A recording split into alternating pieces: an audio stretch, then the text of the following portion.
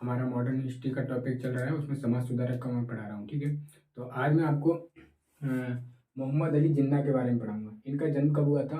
तो इनका जन्म 1846 में इनका जन्म हुआ था और 1948 में इनकी मृत्यु हुई थी। ठीक है, आप कैसे याद करोगे? जैसे एक मुस्लिम थे, ये मोहम्मद अली कौन थे? मुस्लिम थे। तो मुस्लिम में 786 मान्य होता है, तो आन के 8 इधर जोड़ दो, तो इस तरीके से याद कर सकते हैं कि 8 को हमने इधर कन्वर्ट कर लिया। ठीक है, और मृत्यु कैसे याद करोगे? 1948 में, क्योंकि एक साल पहले 1947 में हमारा देश आज़ाद हुआ था और 1947 से पहले इन्होंने, जब हमारा देश आज़ाद हुआ था, तब इन्होंने द्वै राष्ट्रवाद का सिद्धांत दिया था और उसमें दो देश, भारत के बंटवारा हो गया। एक पाकिस्तान एक अलग देश बन गया और इस्लामिक कंट्री बना। उसके ये मतलब हेड बने।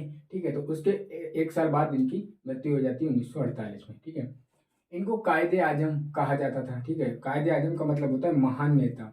इनके लिए कहा जाता था मोहम्मद अली जिन्ना के लिए। इन्होंने 1925 में लॉर्ड रीडिंग ने इन्हें नाइटहुड की उपाधि दी थी। ठीक है, पीछे हम पढ़ चुके हैं, एक व्यक्ति थे रविन्द्रनाथ टैगोर जी, तो उनको भी नाइटहुड की उपाधि दी थी अंग्रेजों ने। और उन्होंने क्या काम करा, जब जलियांवाला बाग हत्याकांड हुआ था तो उसमें उन्होंने वो उपाधि को त्याग दिया था। ठीक है, वापस अंग्रेजों को।